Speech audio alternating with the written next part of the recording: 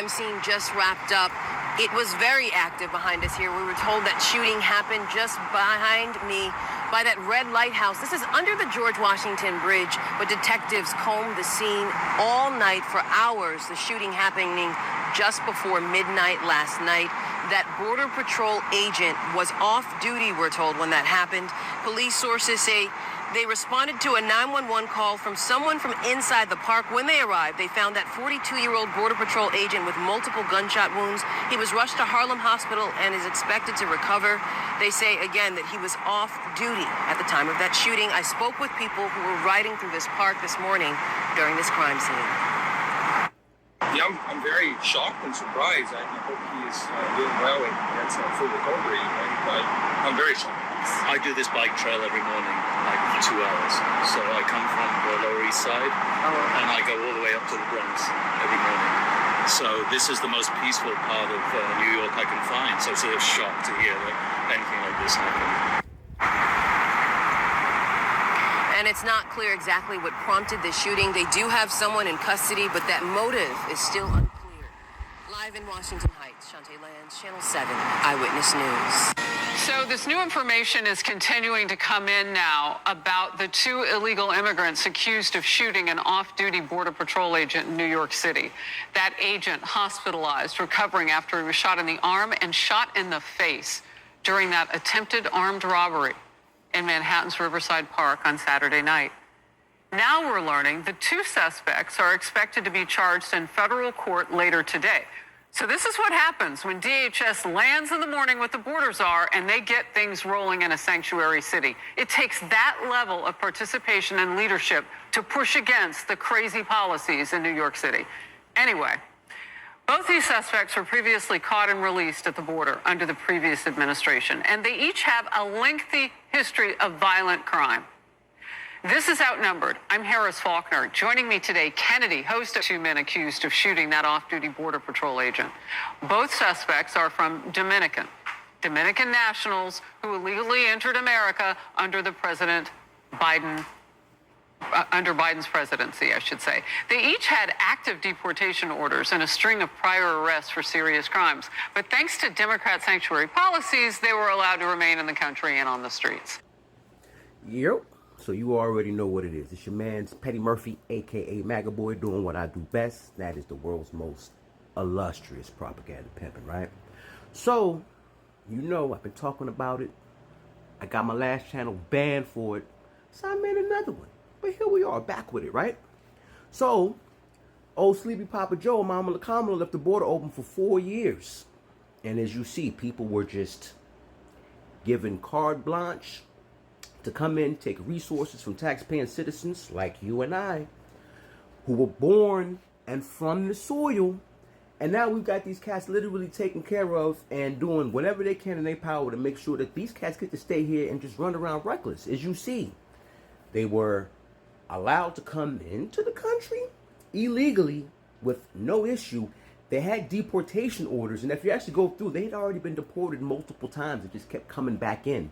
Since they've been here, since what, 2022, both of them have multiple prior arrests and charges from stabbings, attempted unalive, all kind of craziness. Go look it up for yourself. But again, at what point are we going to stop acting like this ain't happening? At what point are we going to come collective and understand that? You know what? I'll tell you this much, right? Mejor la raza. Chamoyo, right? Yumayete. You know how they feel about you. You know. But you still out there fighting for them because that's what we do as black folks, right? We put on our cape on and we put our bodies on the line for everybody else, right? And I remember when all of them came, all from throughout the diaspora, we were looking for allies. And the Democrats said that these would be our allies, but they keep quick to tell us we ain't got no culture. We don't know who we are. We're lost. We have no culture. We're animal this, we that. You know what it is. We all know the story, right? But this is how they come here and act.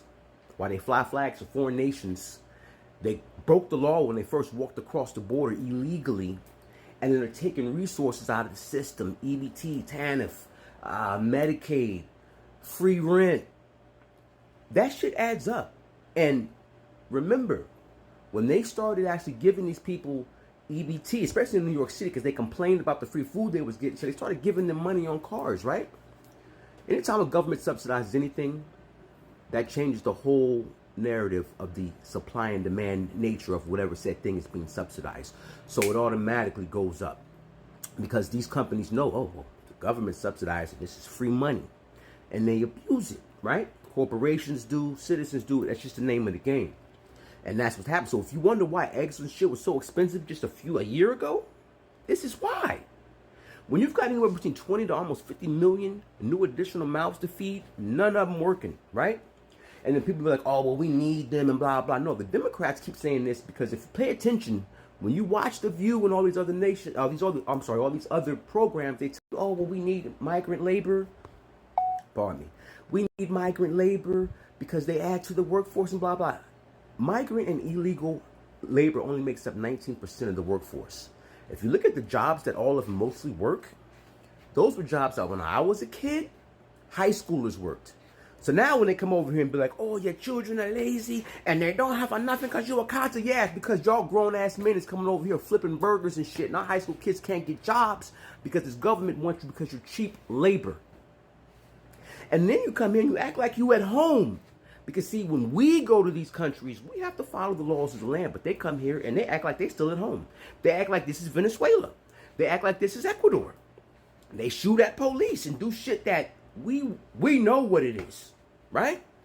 And now they mad that they getting ran up out of here after they talked all this shit about foundational black Americans. And now they want help. But no, this is your El Negro wake-up call. Welcome to America. We warned you. You didn't want to listen, right? And what's crazy is that now y'all get on social media and you talk shit about us, about how we need to do this or we need to walk. We tried to walk in solidarity. Go all the way back to all your own civil rights leaders that say, oh, well, you know, Mexicans are white. We're not. This is not the Latinos' problem. This is the black man problem. We don't align ourselves with this. So now we're not aligning ourselves with your shit, especially when you out here setting shit on fire, shooting at police and federal agents. We got enough problems, and we're not taking yours on. And you will not guilt trip us, at least those of us that can see and reason. And I know there's a lot of them out there that listen to the whole Obama, you need empathy and a gay role model to learn how to make decisions.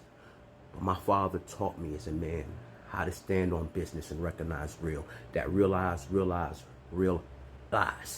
So it is what it is, but pay attention to the writing on the wall, because once this shit goes left, they're only going to have to shoot or actually hurt, like unaliving or really, really maim one of these officers or one of these federal agents, and shit's going completely left.